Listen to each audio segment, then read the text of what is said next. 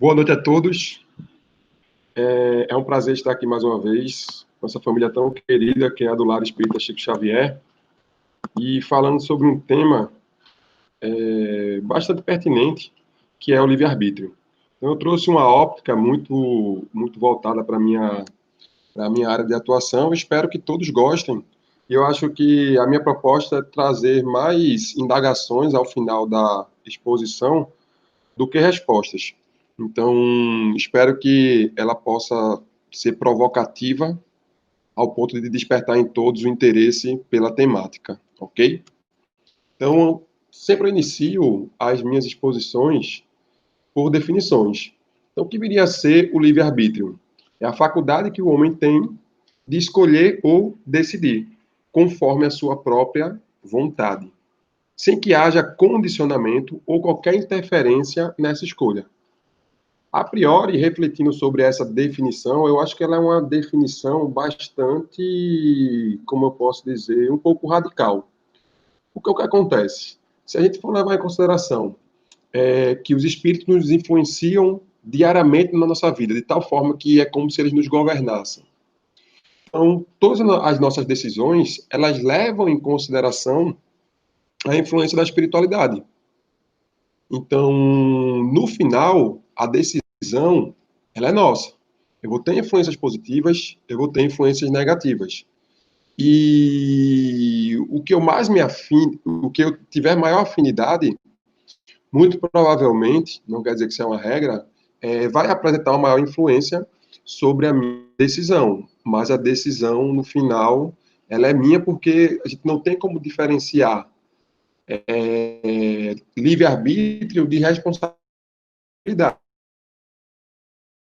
Tomar decisões, maior é a nossa responsabilidade pelas decisões tomadas.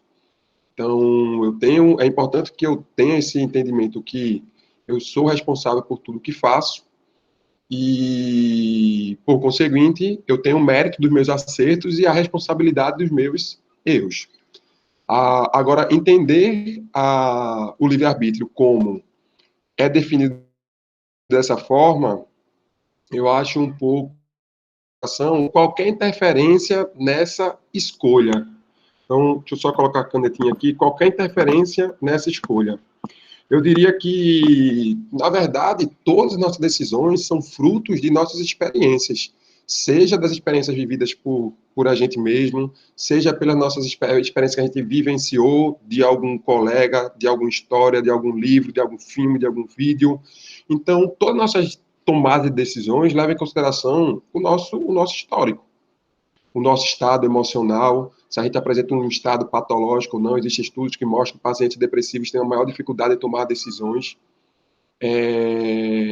E, automaticamente, existem diversas variáveis que vão influenciar, sim, nossa tomada de decisão. Então, e o que o Espiritismo, de certa forma, ele vem definir? O que seria, então, o livre-arbítrio para o Espiritismo? Essa definição aqui, eu busquei ela no dicionário. É a faculdade que o homem tem de escolher ou decidir conforme a sua própria vontade, certo? E aí eu venho aqui em obras póstumas e a gente encontra, à medida que o espírito se distancia do ponto de partida, desenvolve-se-lhe as ideias, como na criança. E, com as ideias, o nosso livre-arbítrio. Isto é, a liberdade de fazer ou não fazer, de seguir este ou aquele caminho para seu adiantamento, o que é um dos atributos essenciais do espírito.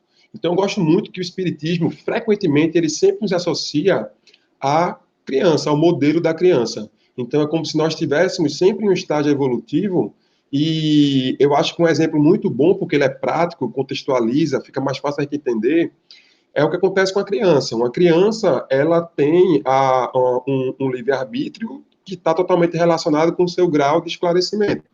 Eu não posso dizer que uma criança ela vai ser responsável 100% pelos seus atos, uma vez que ela, muitas vezes, mesmo que você explique, ela não toma consciência. Então, você diz, não coloque o dedo na tomada. Ela tem uma percepção limitada. Então, se ela coloca o dedo na tomada, eu não posso dizer, eu avisei a ela. Então, ela tinha consciência de causa e efeito, certo? Então, a mesma coisa acontece com a gente. Então, essa questão de esclarecimento, espera-se que quando o indivíduo ele esteja mais adulto, ele tenha uma maior percepção. Só que é tal como maturidade. Às vezes você pega uma pessoa com 40 anos que ele tem um grau de esclarecimento muito menor do que uma pessoa de 16 anos, porque isso é o estágio evolutivo de cada espírito.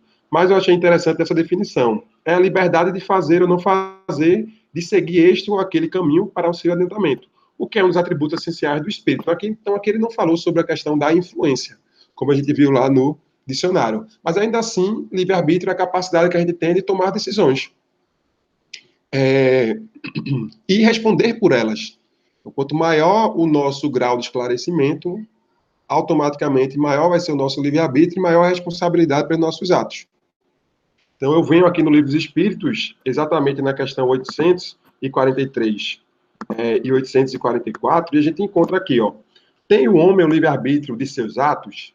E a resposta é, pois que tem a liberdade de pensar, tem igualmente a liberdade de obrar, de agir. Sem o livre-arbítrio, o homem seria basicamente uma máquina, que o pensamento contrário ao livre-arbítrio é exatamente o determinismo, certo? Então, na 844, a gente encontra aqui, ó, do livre-arbítrio goza o homem desde o seu nascimento, e a resposta a gente tem, ó, a liberdade de agir desde que haja vontade de fazê-lo. Nas primeiras fases da vida, quase nula é a liberdade. Da mesma forma, a gente poderia dizer, nas primeiras experiências espirituais, que se desenvolve e muda de objeto com o desenvolvimento das faculdades, estando seus pensamentos em concordância com o que a sua idade reclama. A criança aplica ao seu livre-arbítrio aquilo que lhe é necessário. Eu acho que esses dois pontos são bem esclarecedores. E aí eu queria falar exatamente sobre isso, sobre tomadas de decisões. Então, se o livre-arbítrio é a capacidade da gente de tomar uma decisão de acordo com a nossa vontade, primeiro acho que é importante a gente, enquanto espírita, entender os processos da mente. Então, a tomada de decisão, ela, didaticamente, certo, pode ser dividida em três tipos. Então, tem uma tomada de decisão de certeza, como, por exemplo, você quer tomar uma Coca ou você quer tomar uma Pepsi? Isso é uma tomada de decisão de certeza. Ou quer tomar uma Coca, ou quer tomar um café. Ou eu tomo um, ou eu tomo outro. Mas existe também a tomada de decisão de incerteza, que ela requer aqui uma análise do tipo custo-benefício. E existe aqui a análise de valor de situação de conflito moral. Então, existem três tomadas de decisão: tomada de decisão de certeza, tomada de decisão de incerteza e tomada de decisão de julgamento moral. Então, existem áreas cerebrais diferentes, que são áreas que a gente, na atualidade, a gente estuda o cérebro social, que são áreas que estão relacionadas com esses processos mentais, que se relaciona com cada tipo específico de tomada de decisão. Então, existem muitos estudos na atualidade que vão investigar a tomada de decisão de conflito moral, a tomada de decisão de certeza, a tomada de decisão de incerteza. E aí a gente encontra aqui, ó, estes processos estão todos interligados e apresentam áreas ou circuitos que têm como referência o córtex pré-frontal. E aí eu trago essa imagem aqui para vocês, ó, que é exatamente a imagem do meu córtex cerebral. Então eu tenho aqui, ó, o meu encéfalo, e essa região aqui, que é mais anterior, está mais na frente, a região atrás do osso da testa aqui, ó, do osso frontal, nós vamos chamar de córtex frontal. O córtex frontal, ele é responsável pelas atividades motoras. Só que existe uma área do córtex frontal que ela não é responsável pelas atividades motoras. É a parte frontal não motora. E a gente vai chamar essa área de área pré-frontal. E a área pré-frontal é exatamente essa região específica que fica coladinho aqui, ó, na nossa testa, nesse osso frontal aqui.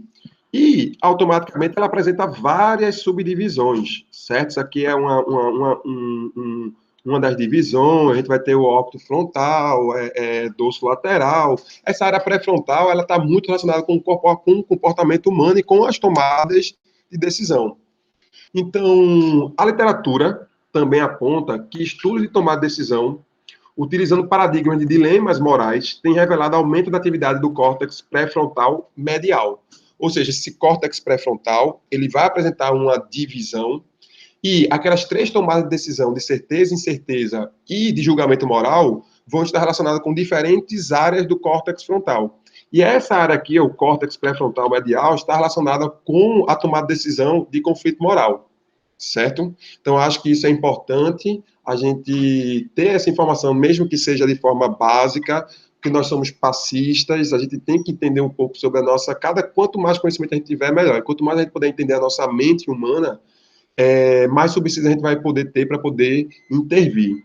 A gente tem aqui, ó, este dado demonstra que regiões do córtex pré-frontal medial participam do circuito envolvido com desordem do humor e desempenham um papel importante no julgamento moral. Então, foi o que a gente falou até agora. A gente definiu o que seria o livre-arbítrio.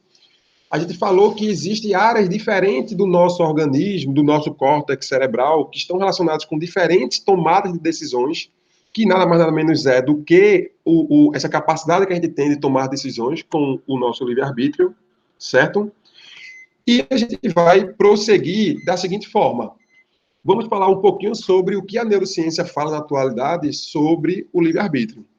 Então, a gente tem aqui, ó, deixa eu só colocar a canetinha. Muitas das perguntas que historicamente foram discutidas prioritariamente pela filosofia podem ser respondidas pela neurociência ou ao menos podem começar a ser respondidas por esta. E estas respostas, apontam alguns autores, estaria pendendo para o lado da constatação de que o livre-arbítrio é uma ilusão. Então, acho que isso é um tema que a gente realmente tem que estar discutindo. A ciência, ou pelo menos uma parte da neurociência, diz que o livre-arbítrio não existe. Existe sempre um ponto e um contraponto. Existem os defensores e existe a crítica, os que se opõem àquela ideia. Mas o que é legal é que muitos pontos filosóficos na atualidade, eles já podem começar a ser entendidos. Eu diria que, vocês vão ver mais à frente, eu concordo com o que Kandel fala, que nós estamos vivendo num milênio em que se tenta estudar o máximo possível os aspectos biológicos da mente, certo? E aí, ok. Continuando aqui, sobre esses estudos que falam que a neurociência afirma que pelo menos alguns estudiosos afirmam que o livre-arbítrio ele não existe, certo? Isso é uma perspectiva, eu vou colocar para vocês o argumento e o contra-argumento. A impressão que nós somos capazes de escolher livremente entre possíveis cursos de ação é fundamental para a nossa vida mental. É completamente saudável. Eu automaticamente tomo decisões. Nós, seres humanos, passamos mais de 90% do tempo acordado tomando decisões. Eu vou sair agora, eu vou sair depois, eu tomo banho agora, eu tomo banho depois, eu vou me alimentar agora, eu me alimento depois, boto a roupa X ou a roupa Y. Então, mais de 90% da nossa vida ativa é tomada de decisão. E entender que essa tomada de decisão é consciente, que eu tomo essa decisão, é salutar para a minha saúde mental. Caso contrário, imagine que eu pensasse que alguém governa minhas decisões. Isso é uma forma de pensar, mas é uma forma de pensar que, de certa forma, tira um pouco nossa responsabilidade. Mas a gente vai discutir sobre isso. Entretanto, tem sido sugerido que esta experiência subjetiva de liberdade não é mais do que uma ilusão. E nossas ações são iniciadas por processos mentais inconscientes, muito antes do que eles se tornem conscientes de nossa interação de agir. Então, a gente vai falar muito aqui sobre a questão do inconsciente e a questão do consciente, certo? E aí eu vou trazer isso aqui para vocês, ó. Esses estudos na atualidade que falam que o livre-arbítrio ele não existe, eles são estudos, na verdade são revisões de um estudo clássico desse autor aqui, ó, que é o Benjamin Libet. Esse Benjamin Libet, ele fez estudos nas décadas passadas, só que a gente não tinha o advento de quê? Das técnicas de imagem. A gente não tinha o eletroencefalograma, a gente não tinha o PET scan, a gente não tinha os exames de imagem que podem analisar, certo, em tempo real, a função cortical, a função cerebral. E aí, o que foi que os estudiosos da atualidade fizeram? Pegaram esses mesmos experimentos que era feito por esse Benjamin Libet e aplicaram com técnicas de imagem. Então, aqui, ó, São revisões do experimento clássico de Benjamin Libet, porém utilizando equipamentos para análise cerebral muito mais avançada, como a ressonância magnética funcional, certo? Então, deixa eu só colocar aqui um vídeo. Eu espero que ele passe para todo mundo. Nunca tinha tentado antes colocar um vídeo, mas vou tentar aqui. Então, esse experimento aqui, ó, ele vai mostrar, ele dura 1 minutinho só, ele é rapidinho, certo?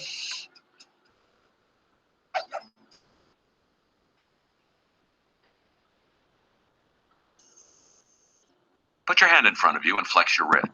Coloque sua mão a sua mão na sua frente e flexione o pulso. You presumably first had a thought. Então, automaticamente, ele pensa o que eu vou pensar. Eu vou ter que fazer a flexão do pulso, eu vou ter que pensar primeiro e depois eu executo o ato. Flex my wrist.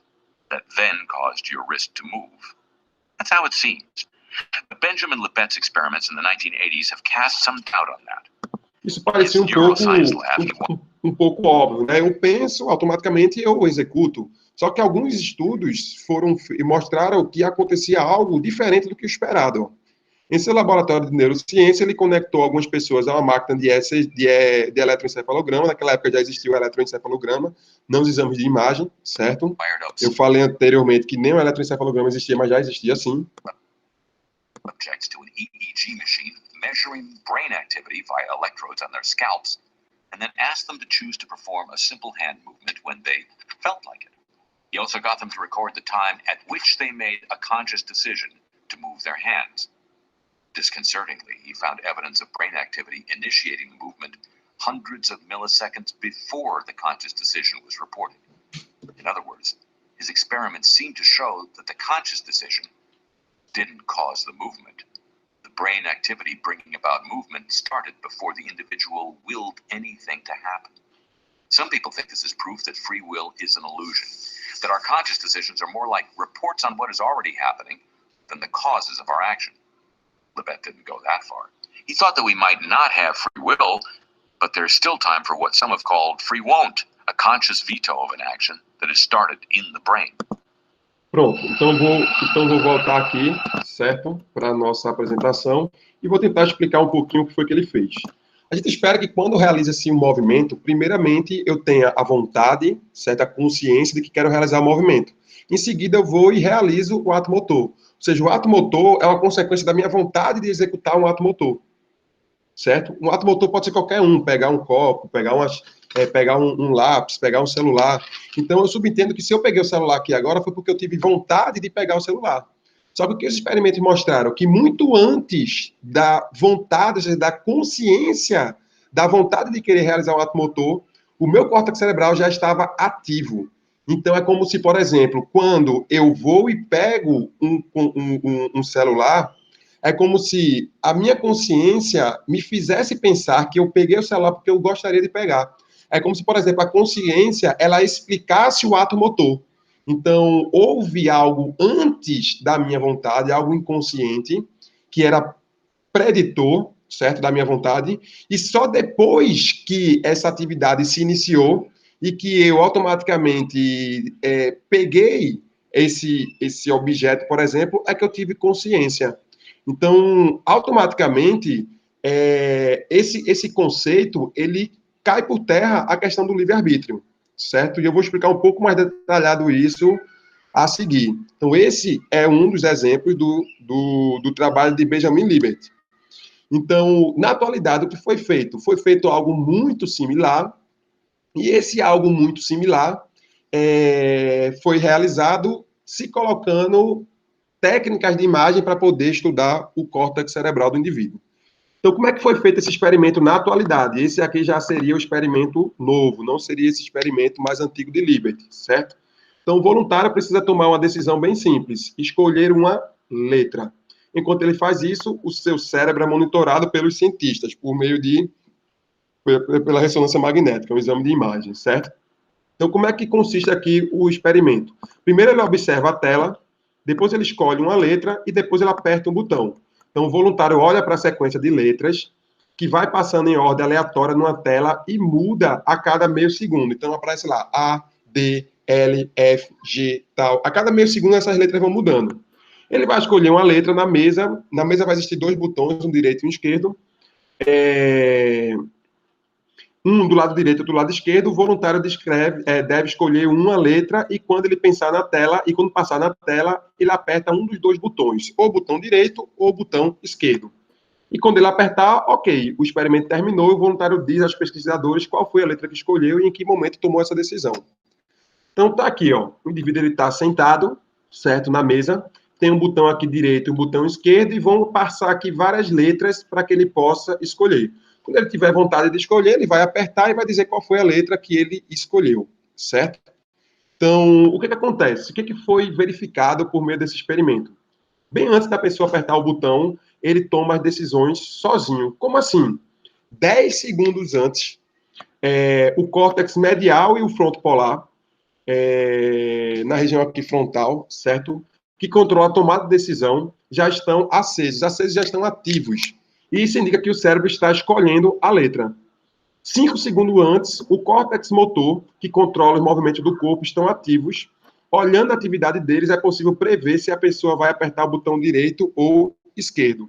Então tá aqui, ó, uma sequência de várias letras. Então passou aqui a Z, passou a I, passou assim a S, a K, a L, a U. Na U, ele já imaginou qual seria, já houve uma ativação inconsciente, certo? Sobre qual letra ele iria estar escolhendo e qual seria a mão que ele iria apertar. Automaticamente foi se passando mais alguns segundos e com 5 segundos antes, as áreas motoras começaram a ativar e a gente já sabia qual seria exatamente o quê? Qual seria o lado direito ou o lado esquerdo que ele iria estar apertando o botão. E apenas no segundo 0 ele escolhe. O que isso daqui quer dizer? Quer dizer que muito antes dele tomar a consciência de que ele escolheu, quando ele disse, eu escolhi quando estava na letra Y. Na verdade, ele não escolheu quando estava na letra Y. Ele já escolheu inconsciente, ele nem sabia que ele iria escolher quando estava na letra U. Então, a tomada de decisão dele, que aparentemente se deu com 5 segundos aqui, aconteceu antes mesmo de ser consciente. Então, se a gente for observar aqui, ó, ele coloca esse trabalho e outros grupos de trabalhos, eles trazem 2 repercussões, 2 conclusões, certo? De um modo geral. A primeira conclusão o estudo referido mostra que o cérebro pode começar inconscientemente a preparar as suas decisões vários segundos antes que ela atinja a consciência. Então, inconscientemente, a gente já escolheu algo que a gente ainda nem tomou conta que a gente iria escolher. Isso já pode ser preditivo, já pode ser visto antes do tempo. E uma outra conclusão que os autores tiveram foi isso aqui, ó. Os estudos, tanto os atuais quanto os de Libet, que são aqueles estudos mais anteriores, contrariam a intuição específica em relação ao livre-arbítrio, que ele chama de intuição psicológica ingênua, de que na hora que tomamos a decisão, o resultado dessa decisão é livre no sentido de não ser pré-determinada por atividade cerebral anterior. Aí eu vou passar para vocês aqui a definição, certo? Deixa eu só... Onde é que eu coloquei aqui a definição? Não coloquei a definição, mas se a gente for voltar lá no início, peço perdão por estar voltando tudo isso, qual a definição que a gente viu aqui de essa definição inicial? É a faculdade do que é tomada de decisão, que é o livre-arbítrio, certo? É a faculdade que o homem tem de escolher ou decidir conforme sua própria vontade. Então, a definição é a capacidade que eu tenho de decidir com a minha vontade. E o que é que os estudos estão dizendo? Que a minha escolha é independente da minha vontade. Ela acontece muito antes, quando eu tenho a vontade, quando eu estou, por exemplo, eu quero me levantar para pegar um copo d'água. Muito antes do pensamento consciente de eu querer realizar, de eu tomar uma decisão, eu vou querer Coca ou vou querer Pepsi. O meu cérebro já havia decidido isso daí. E isso é uma decisão inconsciente. Então, o que a neurociência traz é que as nossas decisões, elas não são decisões conscientes, elas acontecem antes mesmo da consciência do ato em si. Certo? Então, essa é a argumentação. Então, para os autores, a demonstração direta de que a atividade... Por que eu estou dizendo isso daqui? Ó? Na hora que tomamos a decisão, que é uma decisão consciente, de eu querer escolher uma letra, de eu querer apertar um botão, o resultado dessa decisão é livre, no sentido de não ser pré-determinada por atividade cerebral anterior. Isso é o conceito científico do livre-arbítrio. Só que ela não é livre de escolha, ela já é escolhida previamente, certo? Então, para os autores, a demonstração direta que a atividade cerebral prediz os resultados, certo? Essa atividade cerebral que acontece antes da minha tomada de decisão é uma predição. Então, para autores, a demonstração científica que existe uma atividade cerebral anterior à minha tomada de decisão consciente tem o poder persuasivo adicional de convencer as pessoas de que elas são mais previsíveis do que elas acreditam ser, certo? Então, duas considerações eu trouxe aqui sobre essas pesquisas mais atuais. A primeira é, nos casos em que pessoas podem tomar decisões em seu próprio ritmo e tempo, o cérebro parece decidir antes da consciência. E isso é uma constatação por meio das pesquisas. Isso porque a consciência é apenas uma parte do cérebro, e como a experiência provou, outros processos cerebrais tomam decisões antes dela, dos quais não se tem ainda um conhecimento aprofundado. Agora, os cientistas querem aumentar a complexidade do teste para saber se essas situações mais complexas, para saber se em situações mais complexas o cérebro também manda nas pessoas. Não se sabe em que grau isso se mantém para outros tipos de escolha e de ação. Lembra que eu falei para vocês, a gente tem vários tipos de escolha. A gente tem tomada de decisão de certeza, de incerteza. Essa é o tipo de tomada de decisão de certeza. Ou eu aperto o botão direito ou esquerdo. Mas existe tomada de decisão de incerteza, de conflito moral, e a complexidade aumenta. E a gente está falando aqui de tomar decisão sem influência emocional. A gente está literalmente galgando mesmo alguns degrauzinhos para poder desvendar um pouquinho mais sobre o nosso cérebro. Então, duas críticas que os opositores, certo, têm a essas pesquisas na atualidade é o quê? É que essa primeira definição, ela é descritiva. A tomada de decisão, ela acontece após uma antecipação de atividade cerebral. Então, isso é um fato, a gente não tem como negar um fato, certo? Agora, a segunda definição, a segunda conclusão deles é valorativa. Eu estava estudando recentemente um artigo científico que mostrava assim, o indivíduo, ele pintava e você fazia um PET scan dele, você varria, certo, o cérebro e observava as áreas funcionais do córtex cerebral dele. E depois ele, em um estado mediúnico, em estado de transe, ele começava a pintar novamente e se fazia um novo PET scan. O que foi que conseguiu se observar? Conseguiu observar que as áreas corticais desse indivíduo que estava pintando sobre influência mediúnica era uma atividade cerebral. E quando ele estava pintando sobre uma sem influência mediúnica, era outra atividade cerebral. Então, isso é uma descrição, é uma constatação. O que o autor definiu? O autor disse que isso acontece pelo fato de haver espírito incorporado na pessoa. Minha gente, isso é valorativo. Isso é uma interpretação que o autor tem com base na descrição dos dados. Então, uma coisa é a descrição do fato em si, outra coisa é a interpretação que se dá acerca daqueles dados. Então, isso é extrapolar os dados, certo? Por que eu digo isso aqui para vocês? Porque isso é uma crítica que realmente eu faço. Mesmo que o nosso cérebro determine o que iremos fazer alguns segundos antes que tenhamos consciência disso, o fato de nós já termos escolhido algo antes de ter consciência não faz com que essa decisão não seja livre. Então, para mim, isso é muito claro. Você não pode, na minha perspectiva, certo? A gente não pode dizer que o livre-arbítrio não exista pelo fato de que a minha decisão é antecipada por uma atividade cerebral inconsciente. Então, isso só mostra que a gente deveria escutar um pouquinho mais Freud, na minha opinião. A gente tinha que entender um pouco mais do inconsciente. É como se o inconsciente, então, não fizesse parte de mim. Biomolecularmente, pode ser que sim, seja considerado uma outra coisa, certo? Mas eu não entendo essa interpretação da forma como é dita, certo? De que o fato de que as minhas tomadas de decisões são antecipadas por mecanismos inconscientes, e na verdade, quando eu tomo a decisão, essa decisão já foi tomada antecipadamente, inconscientemente, isso para mim não mostra que o livre-arbítrio não existe. Tá entendendo? Na minha vã ignorância, eu não entendo dessa forma. E existem outras críticas também, ó. A ausência de acurácia preditiva de 100%. Nem sempre as atividades elas eram, como pode dizer, antecipadas 100% das vezes. Então, estatisticamente falando, havia significância, mas a acurácia preditiva não era de 100%. Então, quer dizer que nem sempre a pessoa iria poder conseguir predizer a atividade, a tomada de decisão, se o indivíduo ia apertar o botão direito ou iria apertar o botão esquerdo.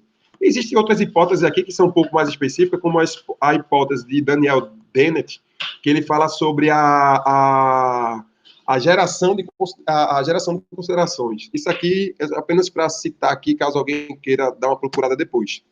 Então, as considerações que nós temos aqui na atualidade, certo?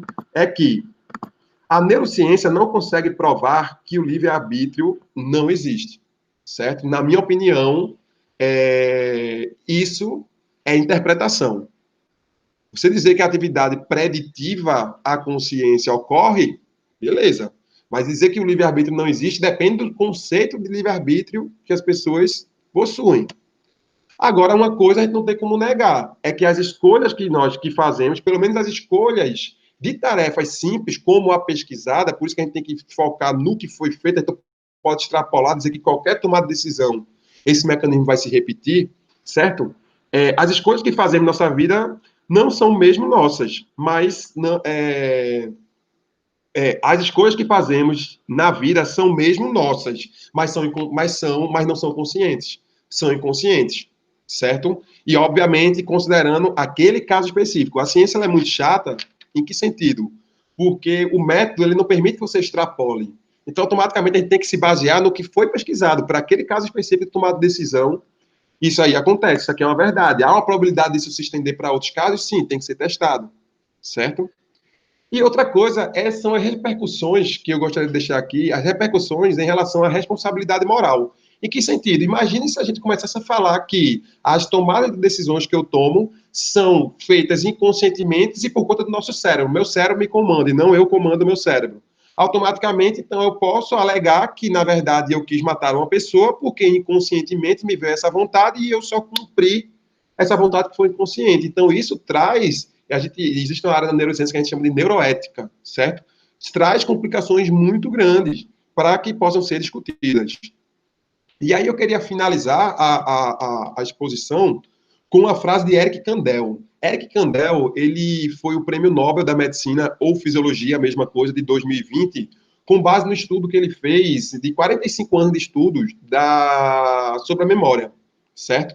Então, ele pesquisou na aplísia, que é um animal bem, como posso dizer, bem simples, digamos assim, na sua estruturação nervosa.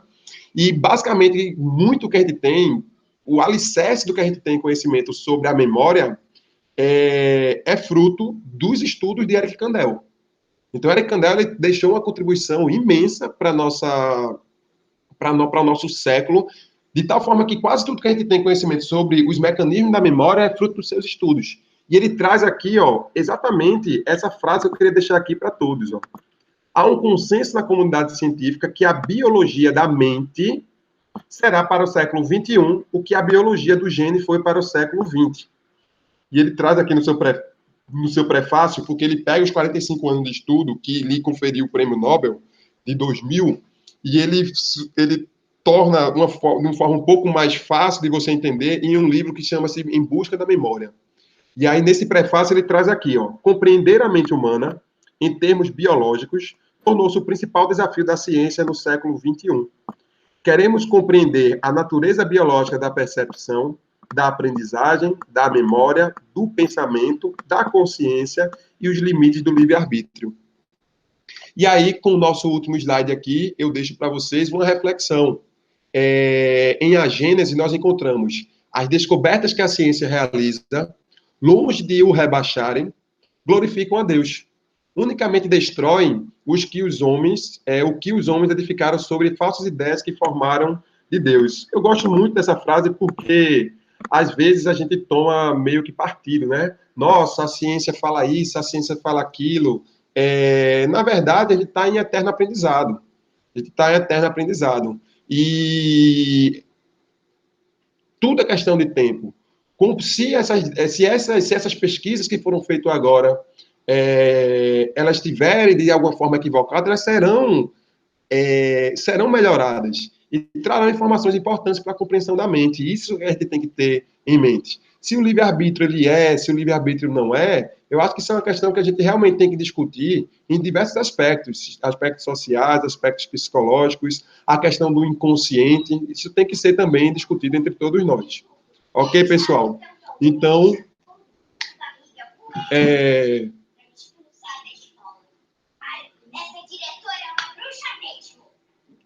Então, com isso, pessoal, eu finalizo, certo, a exposição e agradeço a todos a paciência e que possamos aprofundar um pouco mais sobre esse estudo do livre-arbítrio. Uma boa noite a todos.